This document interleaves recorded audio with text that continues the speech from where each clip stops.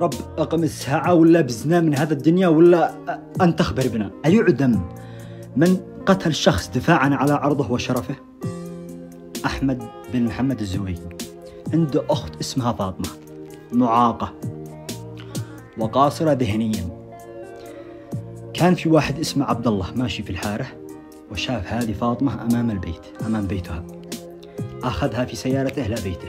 عبد الله هذا متزوج وعنده أطفال في صنعاء طبعا. عبد الله هذا متزوج وعنده أطفال. أخذها إلى شقته، اعتدى عليها بالضرب واغتصبها وحملت منه. المهم بعد هذا كله رجعها أمام بيتها بنفس اليوم. يعني البنت هذه دخلت تبكي عند أمها، فهمت الأم وفهمت منها وبلغت عليه. رجال الأمن راحوا قبضوا عليه وسجنوه 6 أشهر. أحمد ساعتها كان عمره 8 سنوات. هذاك احتبس 6 شهور وخرج. بعد ما خرج 5 سنوات ويتحرشهم بالكلام، يتحرش البنت ويتحرش الأهل. أهل فاطمة وأحمد مستضعفين ومساكين وظروفهم صعبة. 5 سنين. أحمد هذا من عمره 8 سنوات وهي في قلب الثأر بتحرق حريق، حاطها في قلبه. لو ما صار عمره 15 سنة صار بينه موقف هو هذا عبد الله المغتصب، ومكانه طوال 5 سنين هذا هم متحملين له بالكلام، ويقول ما حد قدر يفعل بي شيء. هاتوا البنت هذه أكمل معها شهر العسل. أحمد هذا مات، قال جاءت ولم تجن، خلاص يعني نفض صبره. راح جاب البنت حقه وسار له عند هذا عبد الله.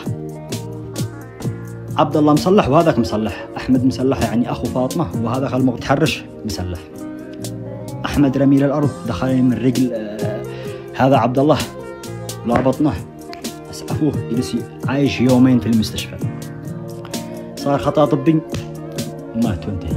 حبسوا أحمد هذا، الآن له 2 من يوم الحادثة إلى اليوم. حبسوا أحمد هذا، الآن له 2 من يوم الحادثة إلى اليوم، 2 وحكموا عليه حكم إعدام والآن مستأنف.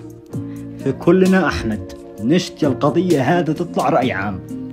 أي واحد حتى لو ما عندك إلا 2 متابعين انشر الموضوع، انشر الفيديو هذا، اتكلم، نشتي الفيديو هذا يوصل للجميع، وبالذات لعند قاداتنا الحكيمة، إنه انصفوا أحمد. دم أحمد في رقبة اليمنيين بأكملهم، دافع على عرضه وشرفه. أنا فداه ذاته.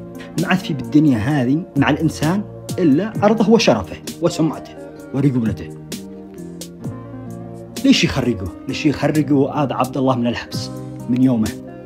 يقول لك إنه يعني قد جلدوه 100 جلدة. جلده إذا كانوا الاثنين راضيين بالزنا، الاثنين عندهم يعني البنت والرجال متراضيين، هذا زنا.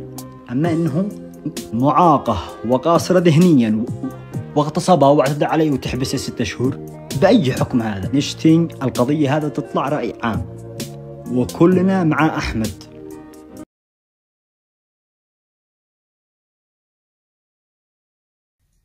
يعني لأن القضاة ما عاد احنا دارين كيف بيحكموا، ما ادري من بيحكموا، معاهم كتاب غير القرآن بيحكموا منه.